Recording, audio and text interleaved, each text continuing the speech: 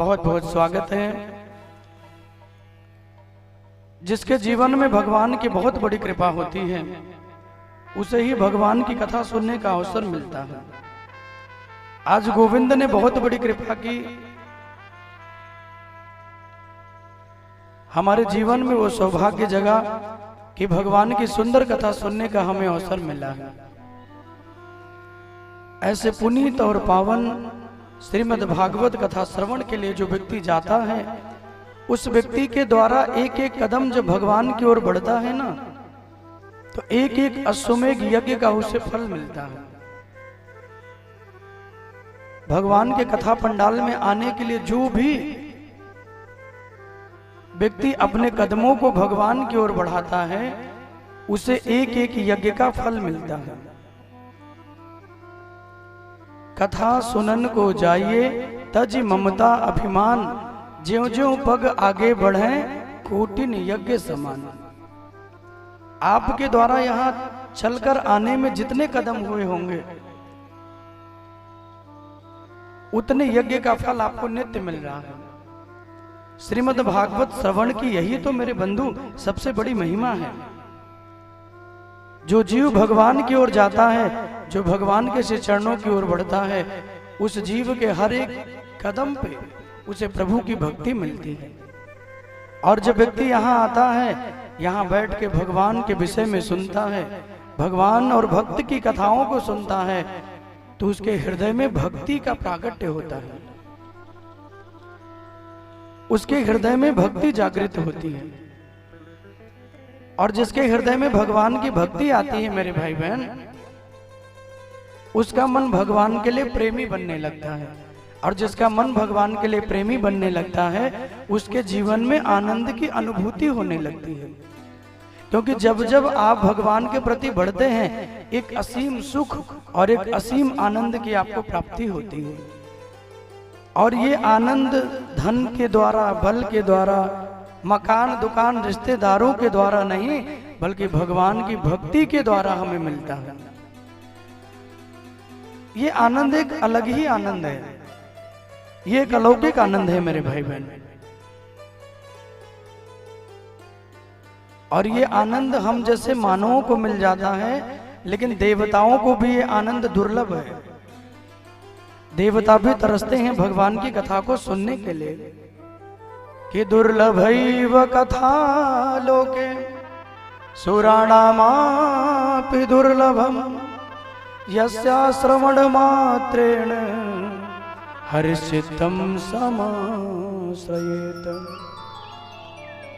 दुर्लभैव कथा लोके, बोले दुर्लभ क्या है? बोले धन मिल जाए, शरीर मिल जाए, रिश्ता मिल जाए, बल मिल जाए, सुंदरता मिल जाए, ये सब तो सुलभ है, लेकिन प्रभु की कथा मिल जाए ये बड़ा दुर्लभ है मेरे भाई बहन।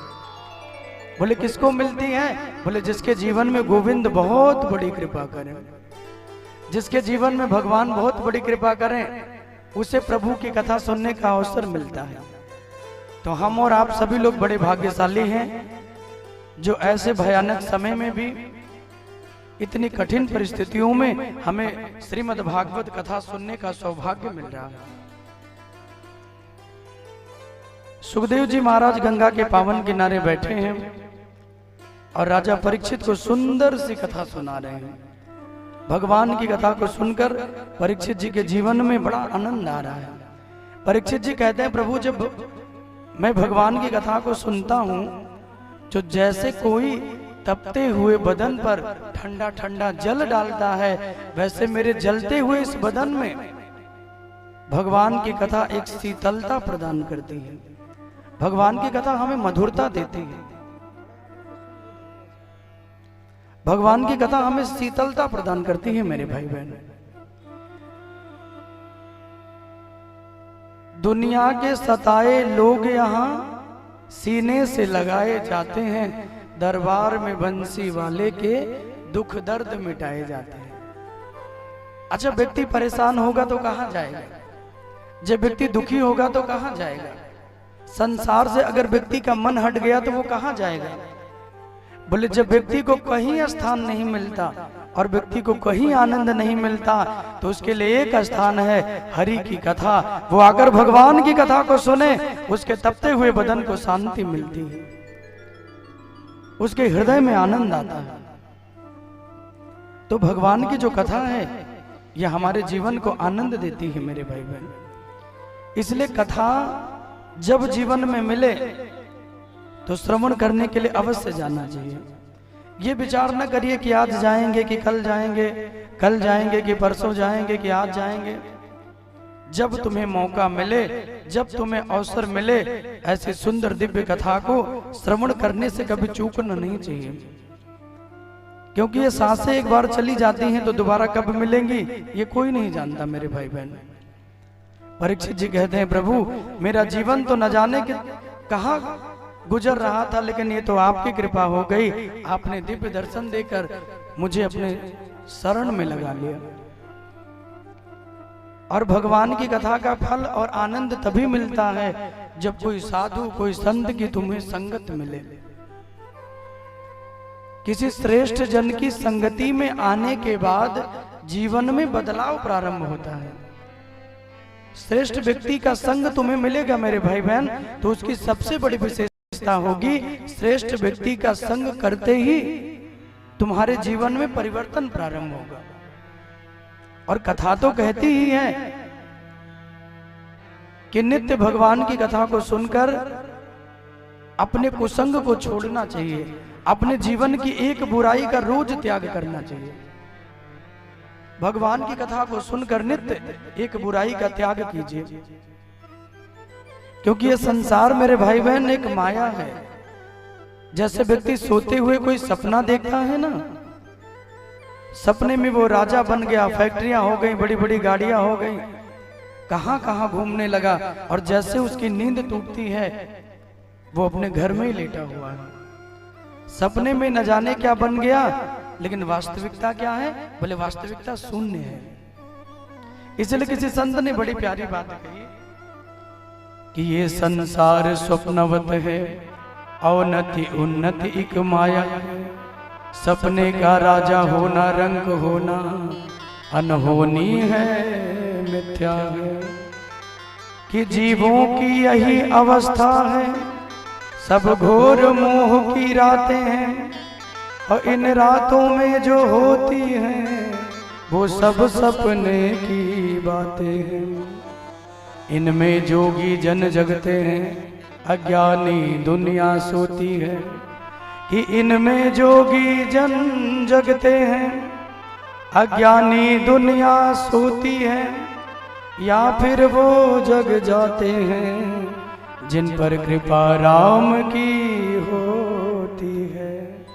या फिर वो जग जाते हैं जिन पर कृपा राम की होती है। ये संसार तो स्वप्नवत है मेरे भाई बहन। सोते हुए व्यक्ति न जाने कितने स्वप्न देखता है, न जाने कितने माया में पड़े पड़े क्या से क्या बन जाता है। और जैसे ही नींद टूटी सब कुछ गायब हो गया। वैसे ही गुरुदेव भगवान कहते हैं कि परीक्षित, ये संसार तो स्वप्नवत है, इसलिए सोते हुए कोई स्वप्न मत देखो, क्योंकि सोते हुए व्यक्ति जो स्वप्न देखता है वो सत्य नहीं होता। लेकिन इन घोर मोह की रातें में सारी दुनिया तो सोती है, लेकिन जो योगी जन है, जो साधु जन है, जो श्रेष्ठ जन है, वो भगवान की भक्ति करते हुए जागते हैं। बोले और कौन जाग लेता है? बोले या फिर वो जग जाते हैं जिन पर कृपा राम की होती है, या जिन पर गोविंद कृपा करें, राघव कृपा करें, वो जग जाते हैं। वरना मोह रूपी निद्रा में दुनिया सो रही है मेरे भाई बहन। मोह रूपी निद्रा में सारी दुनिया सो रही है। इसलिए सुखदेव जी कहते हैं कि परीक्षित, अपने जीवन में भगवान के नाम को धारण करो और भगवान के नाम से अपने जीवन को पवित्र करो। अनेकानेक सुंदर सुंदर कथाओं को सुनाया। कल आप लोग सुन रहे थे भगवान के परम भक्त ध्रुव जी की सुंदर सी कथा आई। केवल 5 वर्ष के ध्रुव जी हैं और केवल 5 महीने की भक्ति में उन्होंने भगवान नारायण को प्रकट कर दिया। अब आप विचार करिए ध्रुव के जीवन में कितनी भक्ति होगी।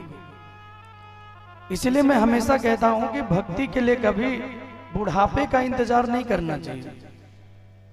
कई लोग ये बहाना कर देते हैं, बोले कथा सुनना बूढ़ों का विषय है, कथा सुनना बुढ़ापे का विषय है।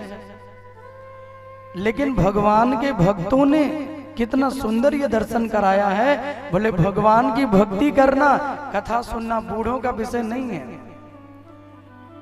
आज हम हैं, कल रहेंगे इसकी कोई गारंटी है? तो जब कल का कोई पता नहीं है तो बुढ़ापे इतना दिन का इंतजार क्यों करते हैं? भजन का इंतजार करते रहेंगे, क्या पता वो समय ही न मिले। प्रभु